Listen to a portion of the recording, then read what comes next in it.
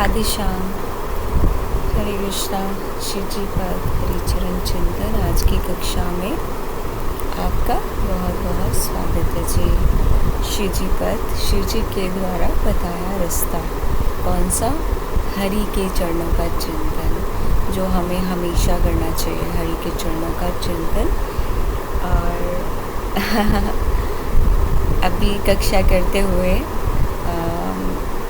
एक जो भाव बन रहा है, मेरे सामने मेरे ठाकुर जी हैं, मेरे को उनकी स्माइल से बहुत ज़्यादा पॉजिटिविटी आ गई इस कक्षा के लिए। तो क्योंकि अभी सब लोग परेशान हैं, प्रलय के बारे में सुन रहे हैं। कुछ हम आजकल इंटरनेट की सुविधाओं से ज़्यादा हमने अपने आप को जोड़ा हुआ है। तो कुछ एक है तो उसमें हम 10 और सुन रहे हैं, लेकिन वो तो सत्य है। जब युगों का अगर सुने तो कलयुग है, तब सतयुग है, द्वापर है, त्रेता है, तो वो तो जो नियम है वो चलेगा ही। और मनुष्य जीवन अगर मिला है तो ये ख़त्म होगा ही, क्योंकि परिवर्तन नियम है। जैसे घड़ी की सुई घूमती है, वो स्टिल एक जगह नहीं रहती है, वो भी लगातार वर्क करती है ना। इसी तरह जो सांसें हैं ये हमारी चल रहे हैं, तो ये एक दिन रुकेंगे ही। और हम लोग सोचते हैं कि हम कोई बोलते ना रेंट पे घर ले रहे हैं या कैसा है। हमारा जीवन रेंट पे है।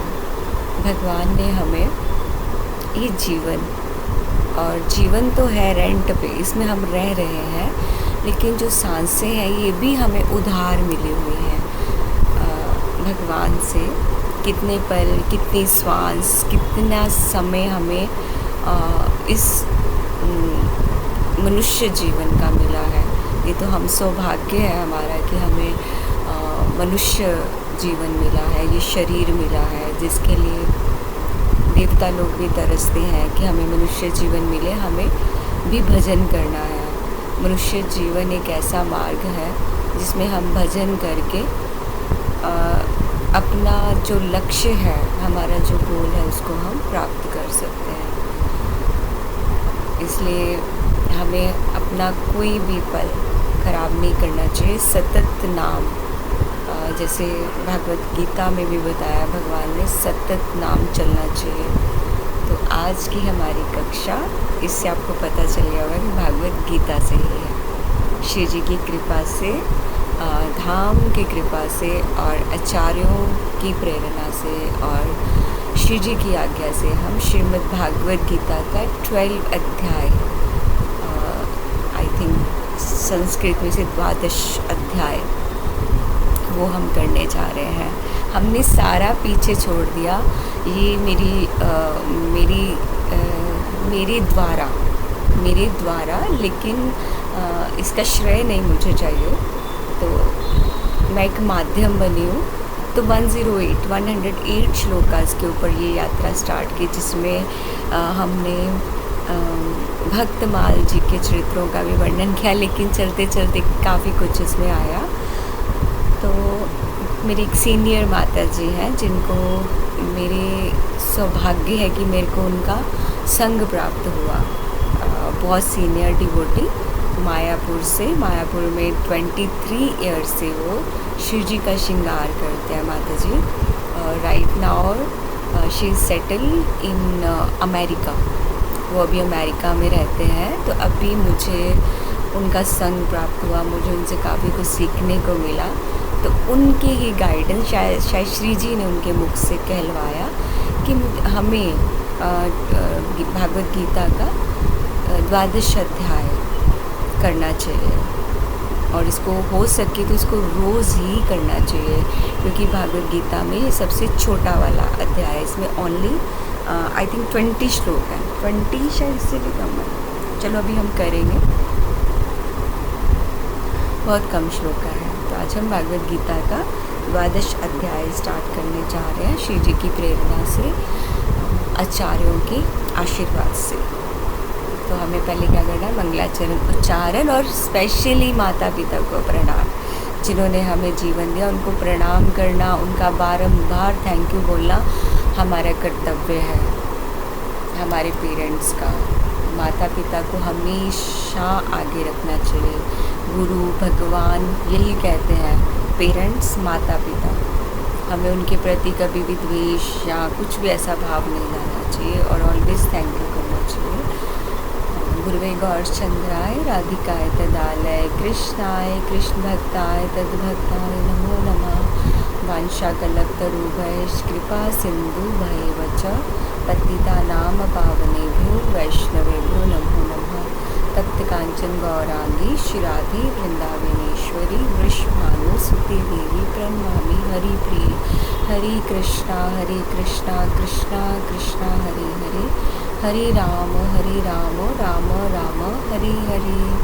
ओम नमो भगवते वासुदेवाय, ओम नमो भगवते वासुदेवाय, ओम नमो भगवते वासुदेवाय। श्रील गुरुदेव महाराज की जय, श्रील प्रभुपाद की जय, समस्त आचार्य वर्ग की जय जय। भागवत गीता की जय, द्वादश अध्याय की जय।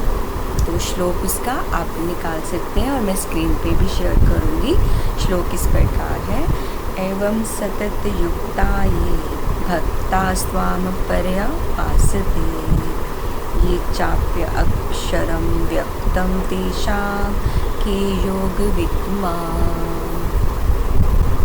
एवं सतत युक्ता ये, जैसे एवं सतत, हमने पीछे भी 9th अध्याय के हमने संततम कीर्तन्यो, इसके ऊपर हमें कीर्तयंतो माम यथंश्च दृढ़व्रता, ऐसे करके काफ़ी जगह भागवत गीता में सतत संततम वर्ड यूज़ हुआ है। इसका मीन है लगातार। सतत मीन्स लगातार। जैसे हम हरि नाम करते हैं तो बोलते हैं कि सतत नाम नहीं चलता है या सतत ही चलना चाहिए। तो भगवान ने काफ़ी सारे अध्यायों में, जो भी अध्याय हुआ है उसमें सतत वर्ड काफ़ी यूज़ हुआ है। एवं सतत युक्ता ये भक्ता मीन्स ये 11th चैप्टर में भी इसका प्रयोग हुआ है। यह सा कि भगवान इसमें बता रहे हैं कि मैं कौन हूँ और क्या जोड़ना है। ज्ञान नहीं रहता है तो कैसे चलेगा ये सारा, भागवत प्राप्ति के लिए भगवान के साथ कैसे चलेगा, बुद्धि कैसे होगी। हमारी बहुत सारी व्यवहारिक क्रियाएं हैं, कुछ भौतिक है कुछ स्पिरिचुअल है। लेकिन अर्जुन इसमें भगवान को पूछ रहे हैं, अर्जुन ने बोला है कि कैसे हो सकेगा कि सतत कि साधक जो है वो सतत हरि नाम कैसे करे। साधक से तो बहुत बड़ी भूल हो जाती है, क्योंकि हम आध्यात्मिक जो क्रियाएं हैं उनको हम भगवान से जोड़ देते हैं। तो जो भौतिक है हम एकदम से तस्वीर का सेकंड पार्ट ले लेते हैं। एक तरफ हम अपना फर्स्ट पार्ट दिखाते हैं जिसमें हम भगवान से जुड़े हैं, और सडन हम जब अपनी भौतिक लाइफ की ओर आते हैं तो हम भगवान को भूल जाते हैं। उसमें हम क्या बोलते हैं, ये तो मैंने किया, मैं आ जाता है। तो अर्जुन जी ने बोला है, अर्जुन अवाचा, अर्जुन बोल रहे हैं एवं सतत युक्ता ये भक्त्या, कि जैसे निरंतर लगा हुआ जो भक्त है उसके बारे में अर्जुन पूछ रहे हैं कि हे कृष्ण, कुछ भक्त तो आपकी सगुण साकार नाम रूप की उपासना करते हैं और कुछ जो है वो अव्यक्त निराकार अक्षर ब्रह्म की साधना करते हैं। लेकिन इन दोनों में से जो हायर लेवल का है रास्ता भक्ति का, वो कौन सा है। कोई कहते हैं योगी, कोई कहते हैं कि योग क्रिया द्वारा वो उत्तम बेस्ट है। तो अर्जुन इस प्रकार निराकार और अक्षर ब्रह्म इसके बारे में पूछ रहे हैं। और इस जैसे कि हमने 11th अध्याय में है, अर्जुन जी ने विराट रूप को देखा है। तो लेकिन विराट रूप का दर्शन करने के बाद एक साथ ही वो जब 12th ये द्वादश अध्याय है, इसमें अर्जुन जानना चाहते हैं कि भक्ति योग और ज्ञान या निर्गुण साधना, अब इन दोनों में से श्रेष्ठ कौन है। विराट रूप दर्शन करने के बाद भी अर्जुन के पास ये प्रश्न है कि भक्ति ज्ञान अच्छा है या निर्गुण साधना। तो ये केवल अर्जुन का ही नहीं है प्रश्न, हम लोग का भी एक प्रश्न है कि भगवान को हम निराकार मानकर साधना करें या उनके साकार रूप को, इसके बारे में। लेकिन हमारे पास संत की वाणी है, हम अपने ऊपर तो नहीं कह सकते ना कुछ भी, संतों की वाणी है, संतों ने बताया है, श्रील प्रभुपाद ने बताया है कि साकार भक्ति जो है वही सहज है, जो साकार है। हमें पता है भगवान का, हम साकार रूप का दर्शन करते हैं, हरि नाम करते हैं, जिससे हमारा हृदय शुद्ध होता है। और जो निराकार है वो तो बहुत टफ है, वो भक्ति टफ है, वो साधना टफ है। तुलसीदास जी ने भी यही अपने भाव बताए कि सगुण उपासना सहज सुखदाई, निर्गुण ज्ञान कठिन पथ भाई। कि उन्होंने भी अपनी वाणी में बताया है कि जो निर्गुण निराकार का है वो बहुत कठिन रास्ता है। महाप्रभु ने क्या दिया? हरि नाम संकीर्तन, जो क्या है? सर्वोच्च भक्ति, उच्च भक्ति। सगुण भगवान सहज रूप में हमें प्रकट हो जाते हैं। कैसे? जब हम हरि नाम करते हैं। इसीलिए इससे पहले मैं एक कक्षा श्री जी की प्रेरणा से अपडेट की थी मैंने, जिसमें था कि हरि नाम, क्या हरि नाम से ही हम भगवान को अपने हृदय में बुला सकते हैं? उसमें एक्सप्लेन भी किया, यस ऑफ कोर्स, क्यों नहीं बुला सकते। हरि नाम ही है सगुण भगवान को जो सहज ही प्रकट हो जाते हैं हरि नाम से। क्योंकि ये हमें महाप्रभु, हम अपने आप से नहीं कर पा रहे, ना ही कोई वर्ड है जो बिना शास्त्रों के कह रहे हैं। महाप्रभु ने हरिनाम संकीर्तन हमें दिया, जो कुछ नहीं कर पाते हैं। हरिनाम संकीर्तन और सतत हरिनाम करो, भगवान को जान सकते हैं। अगर इसको हम डीपली सोचें, जैसे डीपली ये श्लोका का अगर हम स्मरण करें, एक एक वर्ड को अगर हम अक्षरम त्वाम पार्युपासते और तेषाम के योग वित्तमा, तो सब में निर्गुण और निराकार के बारे में ही जो अर्जुन का अभिप्राय, अर्जुन ने इन दोनों उपासकों में कौन श्रेष्ठ है उसके बारे में पूछा कि साकार और निराकार कौन श्रेष्ठ है।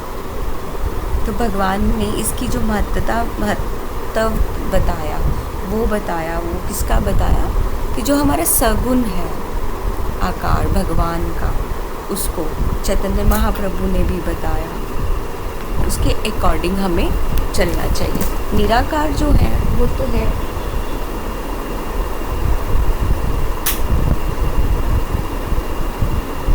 निराकार रूप में, वो रास्ता काफ़ी टफ है।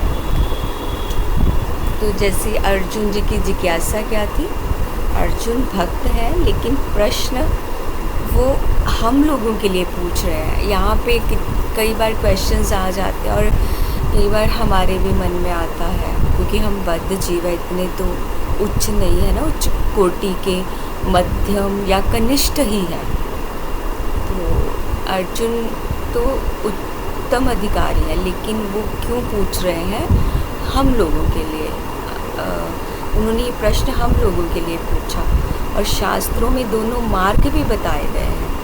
अगर हम अपने शास्त्र ओपन करें अपने, तो उसमें बताया है साकार और निराकार। जो हमारा भ्रम है वो हमारे शास्त्रों में दूर किया गया कि दोनों में से कौन सा सरल है और हमें जल्दी फल भी दे देगा। क्योंकि मनुष्य ऐसा है, कुछ भी कर्मा करेगा ना उसको उसी टाइम फल चाहिए।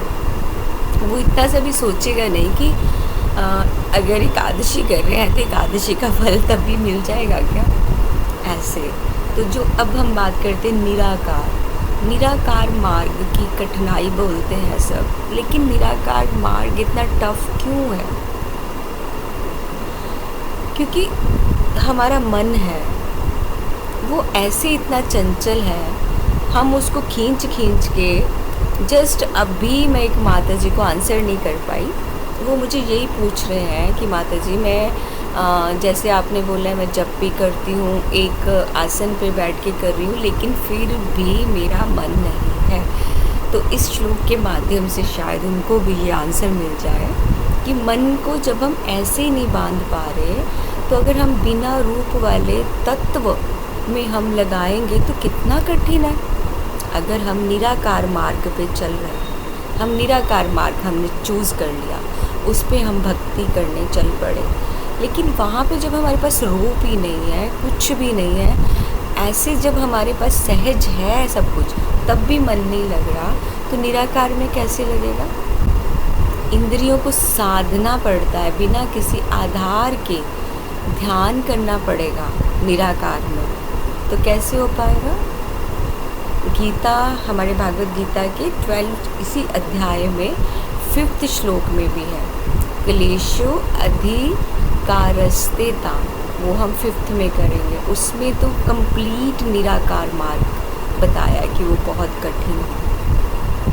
और जो साकार भक्ति है इसकी तो बहुत वैल्यू है। क्यों, हमारे पास भगवान का फर्स्ट क्या है, हमारे पास भगवान का नाम है, हमारे पास भगवान का रूप है, हमारे पास भगवान की लीला है, हमारे पास भगवान का गुण है, सब साकार रूप में हमारे सामने है। तो हमारे लिए भक्ति करना इजी है। हमारा मन नहीं लगेगा, लेकिन हम खींच के हम श्री जी के चरणों का ही ध्यान कर लेंगे, कुछ तो हो जाएगा। और साकार भक्ति में हमारे पास प्रेम है, भाव है, जिससे हमें क्या मिलता है, भक्ति का आनंद मिलता है। और हरि नाम ही क्यों बोल रहा है, हरिर नाम हरिर नाम हरिर नाम केवल। हमने ये हमारे चैतन्य चरितमृत लीला में ये श्लोक है, हरिर नाम केवल, कलो नाचदेव गतिर अन्यथा। हरि नाम ही सबसे बड़ा एक उपाय है। हरि कृष्णा कृष्णा कृष्णा हरि हरि, हरे राम राम राम हरे हरे। बहुत इजी है ये, इसमें क्या करना है, आपको कुछ भी नहीं करना है। तो भक्ति कितनी इजी है। निराकार में क्यों जाएंगे, भक्ति में जो साधक है भगवान को अपना मानकर और भगवान से प्रेम करता है, और क्या हो जाता है, संबंध। मैंने गुरु महाराज से श्रवण किया है कि भक्ति में जब तक हम संबंध नहीं स्थापित करते तब तक प्रेम कैसे आएगा। तो इसलिए जब हम साकार साथ भक्ति कर रहे हैं तो हमारा भगवान से संबंध भी हो जाता है। हमारे बहुत सारे इस पे हमारे एग्जाम्पल्स हैं, इसी श्लोका पे ही आ जाते हैं। जैसे मीराबाई जी, उन्होंने कृष्ण को अपना सब कुछ मान लिया, मानकर भक्ति की, निराकार तो नहीं की। सूरदास जी, उन्होंने भगवान के बाल रूप का ध्यान करते थे वो, और उनका जीवन सफल हो गया। रस खान जी, उन्होंने भगवान के मुरली वाले रूप को, मुरलीधर रूप का ध्यान किया, उसी को साधना का एक बेस बनाया। इन सब ने निराकार नहीं, साकार भक्ति का और प्रेम रस पाया। साकार भक्ति की और प्रेम पाया भगवान का। मीन्स कंक्लूजन कहने का ये है कि अर्जुन का प्रश्न हम जैसे साधकों के भ्रम को दूर करने के लिए, मतलब मैं तो साधक नहीं हूँ, जो उच्च कोटि के साधक हैं या जो भी हैं, भक्ति में प्रश्न आना बहुत नेचुरल सी बात है और आना भी चाहिए। और भगवान ने इसका उत्तर हमें आगे का जो श्लोक है 2, उसमें भी बताया है। सगुण भक्ति ही श्रेष्ठ है। अभी तो हम इसमें चर्चा करें ना, तो 2 में भगवान ने बता दिया है, मैं पहले ही बता देती हूँ। सगुण भक्ति श्रेष्ठ है।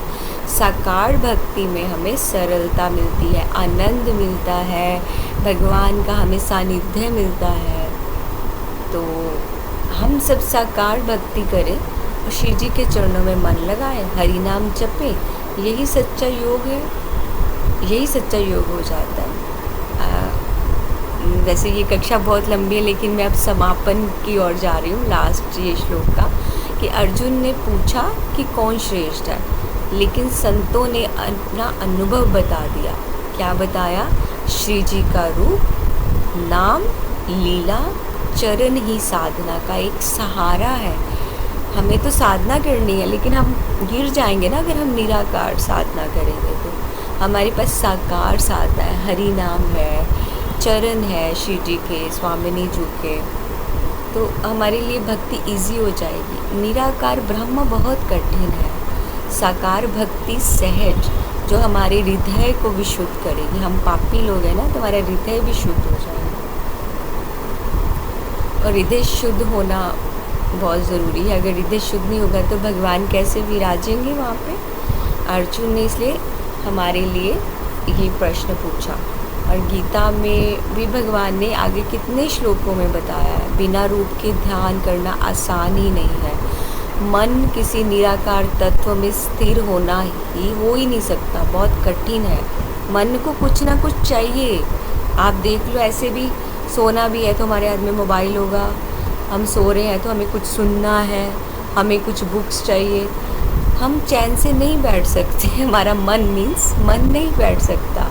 तुलसीदास जी ने भी ये बता दिया, और मीरा भाई जी ने भी, देखो कोई निराकार नहीं, उन्होंने साकार, उन्होंने भगवान को अपना सब कुछ मानकर भक्ति की। इसलिए हमें निराकार नहीं, साकार भक्ति की ओर ही जाना है। यही हमें श्री जी के चरणों का प्रेम दिला सकती है। हरि नाम ही एक उपाय है, और कोई उपाय नहीं है। हरि नाम करने से हमारा हृदय शुद्ध होगा, भगवान के रूप का चिंतन होगा, गुण का, लीला का स्मरण होगा। यही एक रास्ता है। अर्जुन जी का ये प्रश्न जो है, सेकंड का आपको पहले ही आंसर दे दिया। उसमें भगवान ने बताया कि निराकार नहीं, जो सहज भक्ति है वही ही शुद्ध है। तो सेकंड श्लोका को हम कल चर्चा करते हैं श्री जी की प्रेरणा से। आज की कक्षा को विराम। श्री जी के चरणों में प्रणाम। आप सब भक्तों के चरणों में राधा रानी देवी दासी का प्रणाम। जय जय जय। समस्त अनंत कोटि वैष्णव वृंद की जय। श्रील प्रभुपाद की जय। श्रील गुरुदेव महाराज की जय। वाणी से कुछ अपराध बने तो मुझे क्षमा कीजिएगा। वंशा कलत्तरूभैश्च कृपा सिंधु भयवच पतितानां पावनेभ्यो वैष्णवेभ्यो नमो नमः।